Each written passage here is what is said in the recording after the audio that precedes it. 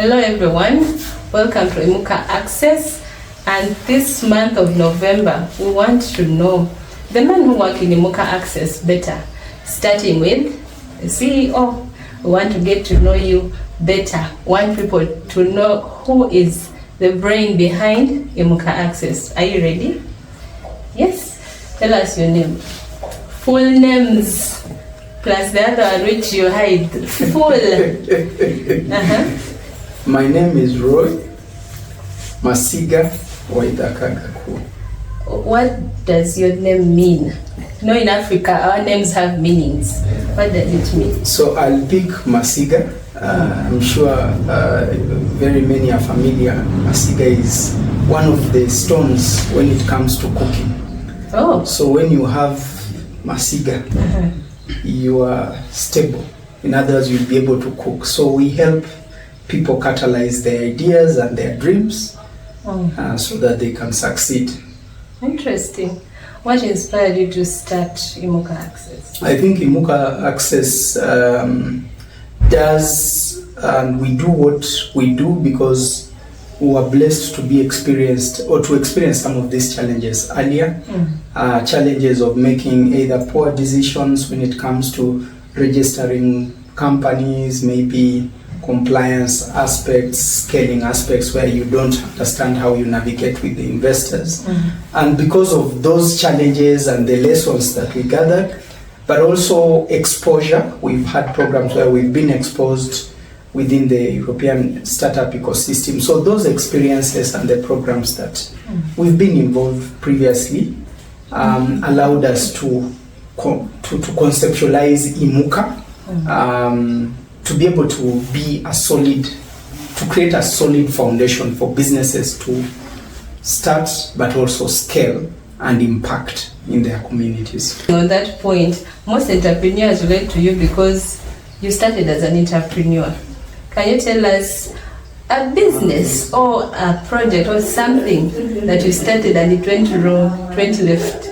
There is this one where we're running, I think it was a business development support company, and in it we conceptualized an idea of having an expo, and it was amazing. We pitched to another company that does branding of supermarkets in Tuskies, and the founders were so interested and they striked a partnership with us. And it sounded so nice in the beginning. We targeted sponsors, and that's where the journey started.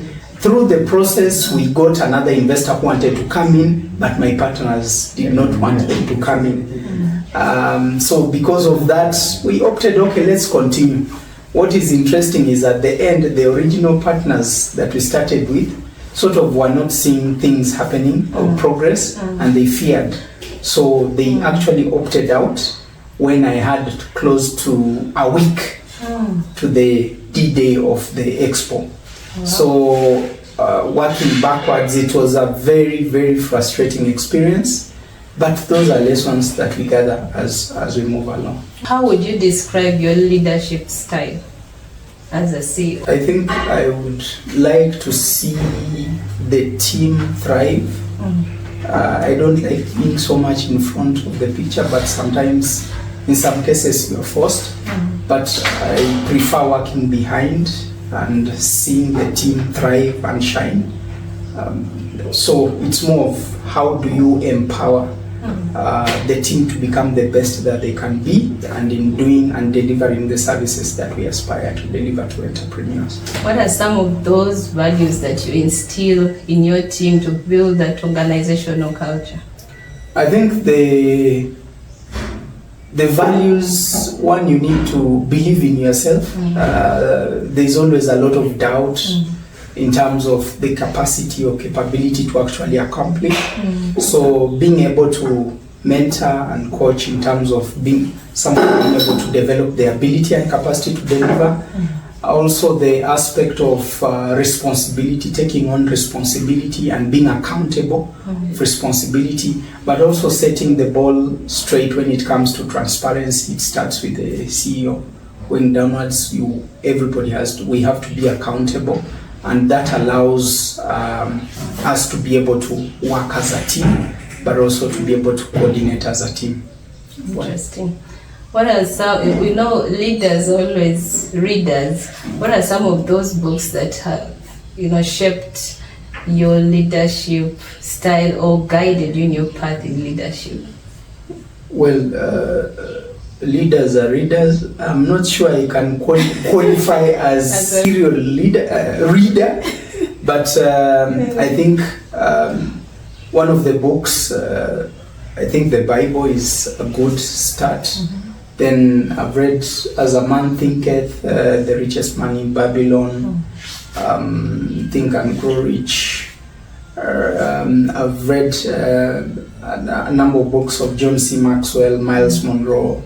Yeah, those are some of the people that I value their wisdom and their experiences. Okay. As a leader, as a CEO of a company, sometimes the workload is a lot. How do you strike a balance between family and work? I think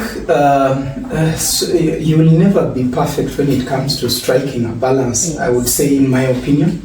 But being deliberate in creating time and planning, I think it all starts with planning. If you plan right, then you'll focus, dedicate your time when it comes to work, dedicate some time for family and yourself also, because you also need time for yourself. Reflection, but also for personal development. So I think the critical thing is plan and follow the plan. No matter how much or little you need to do, just ensure that you are able to prioritize and balance. And in the process, you'll actually find you are able to balance. The other bit is being able to create or even set up goals that still are aligned with the things that you like or love.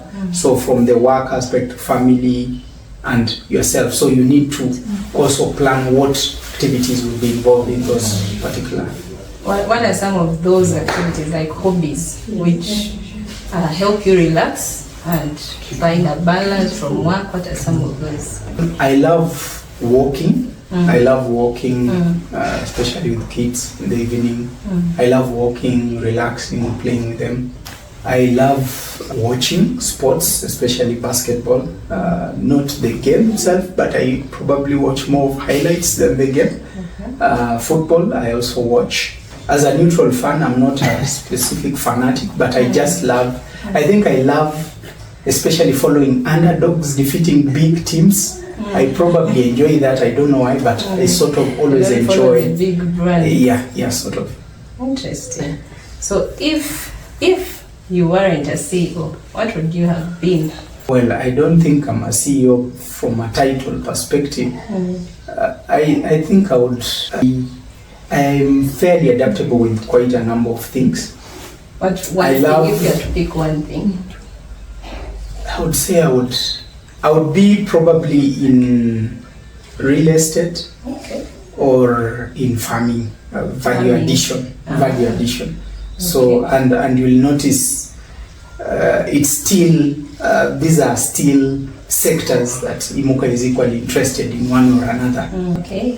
And looking at Uganda, where Imuka is based, the entrepreneurial ecosystem in Uganda, how much involved are you in the entrepreneurial ecosystem? Do you have a role that you play there? How are the partners in the ecosystem? How do the collaborations, networkings, and engagements help the entire entrepreneurial ecosystem to grow? Okay, so I'm a strong believer that of this ancient proverb that we all commonly know, that it takes a village to raise a child. And when it comes to an entrepreneur, you cannot in isolation support. You'll always find there's something the others can contribute. So we believe that we can play our role. As Imuka, we focus more on expansion stage businesses. That does not mean we cannot support early stage. We would like to support, but we prefer working or collaborating with other partners as they see fit. We've worked with Hive Collab, Global Business Labs, Design, in various facets in Africa. There are so many players, and we've played a role in different ways in Churad, Food Technology Business Incubation Center, Uganda Industrial Research Institute.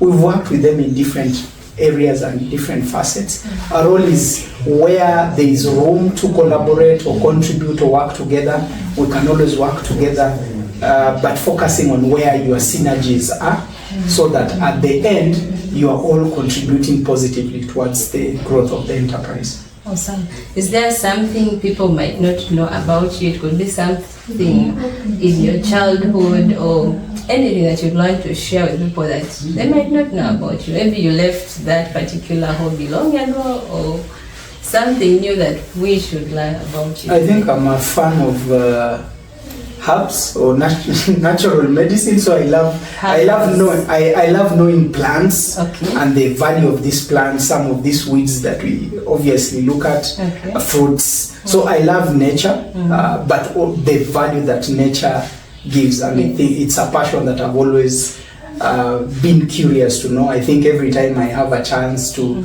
spend time either with my grandparents, who I think at the moment most of them have gone, but I used to inquire a lot, what does this plant do, or what value, and I've found in many ways some simple things I would tell somebody, use that to maybe small ailment or something. Yes, so I'm just a very big fan of nature, and especially the value that plants give. Maybe that's an area you would guide the people in the herbal industry to revive some of those rich components of plants today. I believe so, but you see, with plants, it's also how you present yourself. Yes. Because you see, there is a very thin line between a medicine man and a witch. So you need to be able to package yourself and systematically, because there is always that particular assumption that it doesn't necessarily work, or somebody is a fraud, and obviously there could be frauds, but there are also those who are really authentic, and there are those who with the time you actually see value.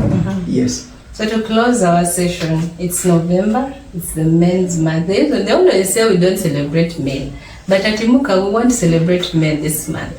What is that one message you'd give the men in business out there, because they kind of close themselves in the shells and they struggle with so many things?